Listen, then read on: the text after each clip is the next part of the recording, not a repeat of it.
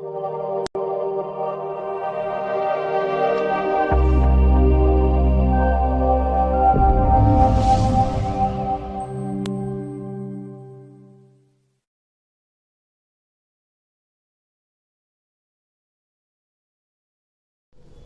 ಇದು ಬೆಂಗಳೂರು ನಾರ್ತ್ ಯೂನಿವರ್ಸಿಟಿಗೆ 2022 ನಲ್ಲಿ ಕೇಳಿರ್ತಕ್ಕಂಥ question number 5 ಇದು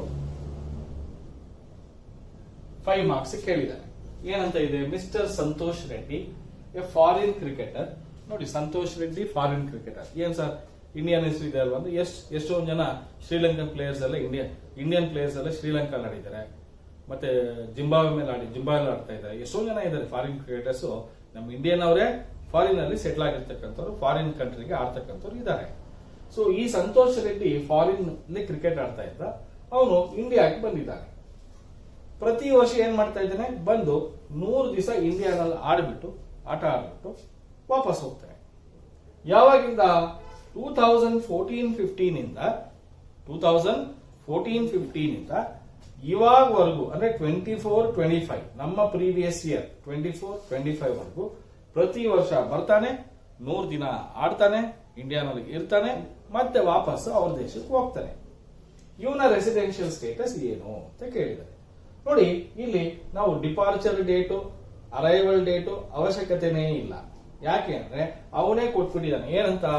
2014-15 ಇವಾಗವರೆಗೂ ಪ್ರತಿ ವರ್ಷ 100 ದಿನ ಬರ್ತಾ ಇದ್ದಾನೆ, ಇಂಡಿಯಾನಲ್ಲಿ ಇರ್ತಾನೆ, ಆಮೇಲೆ ವಾಪಸ್ ಹೋಗ್ತಾ ಇದ್ದಾನೆ. ಯಾವ ದೇಶದವನು ಅಂತಾನು ಗೊತ್ತಿಲ್ಲ, ನಮ್ಗೆ ಬೇಕಾಗೂ ಇಲ್ಲ, ಫಾರಿನ್. ಕರೆಕ್ಟಾ? ಈಗ ನಮಗೆ ಬೇಸಿಕ್ ಕಂಡೀಷನ್ಸ್ ಅಲ್ಲಿ ಮೊದಲನೇ ಬೇಸಿಕ್ ಕಂಡೀಷನ್ ಎಷ್ಟು ದಿನ ಇರಬೇಕು? 182 ಡೇಸ್ ಇರಬೇಕು. ಇವನ್ ಎಷ್ಟು ದಿನ ಇದ್ದಾನೆ? 100 ಡೇಸ್ ಮಾತ್ರ ಇದ್ದಾನೆ. ಕರೆಕ್ಟಾ? ಇದಾನ? ಇಲ್ಲ. 180 days is not equals to 100. ಕರೆಕ್ಟಾ? ಎರಡನೇ ಬೇಸಿಕ್ ಕಂಡೀಷನ್ ಏನ್ ಹೇಳುತ್ತೆ? 60 ಡೇಸ್ ಪ್ರೀವಿಯಸ್ ಇಯರ್ ಅಲ್ಲಿ ಇರಬೇಕು. ಕರೆಕ್ಟಾ?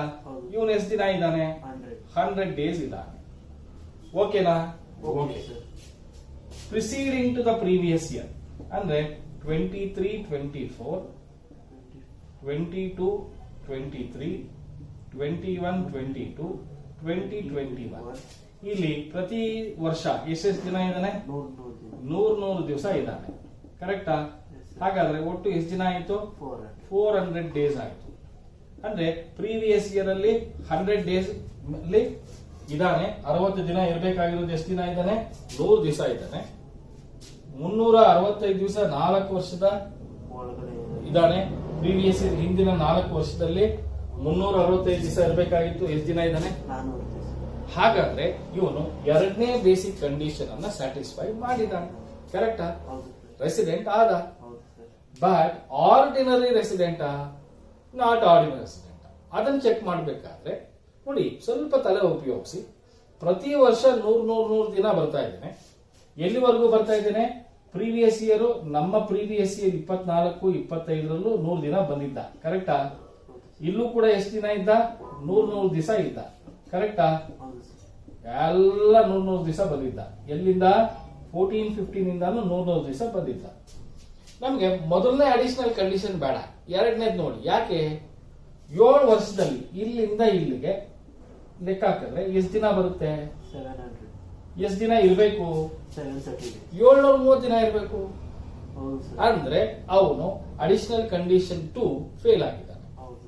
ಯಾವ್ದಾದ್ರು ಒಂದು ಫೇಲ್ ಆದ್ರೂ ಅವನು ಅಡಿಷನಲ್ ಕಂಡೀಷನ್ ಮಾಡ್ದಂಗೆ ಇರಲ್ಲ, ಲೆಕ್ಕ ಇರಲ್ಲ. ಕರೆಕ್ಟಾ? ಅದಕ್ಕೆ ಸೆಕೆಂಡ್ ಬೇಸಿಕ್ ಕಂಡೀಷನ್ ಮಾತ್ರ ಮಾಡಿದ್ದಾನೆ. ಅಡಿಷನಲ್ ಕಂಡೀಷನ್ 2 ಸ್ಯಾಟಿಸ್ಫೈ ಮಾಡಿಲ್ಲ. ಅದಕ್ಕೆ ಈ ವ್ಯಕ್ತಿ ಏನಾಗ್ತಾನೆ? ನಾಟ್ ಆರ್ಡಿನರಿ ರೆಸಿಡೆಂಟ್ ಆಗ್ತಾನೆ. ಸೊ ಹಾಗೆ mister Santosh Reddy is A not ordinary resident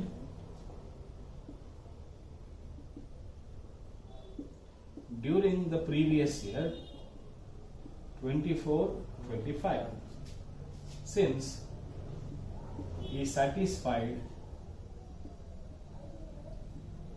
second basic condition but does not satisfy but not both additional conditions. ಇಷ್ಟು ಬರೆದ್ರೆ 5 ಮಾರ್ಕ್ಸ್ ಬರುತ್ತೆ.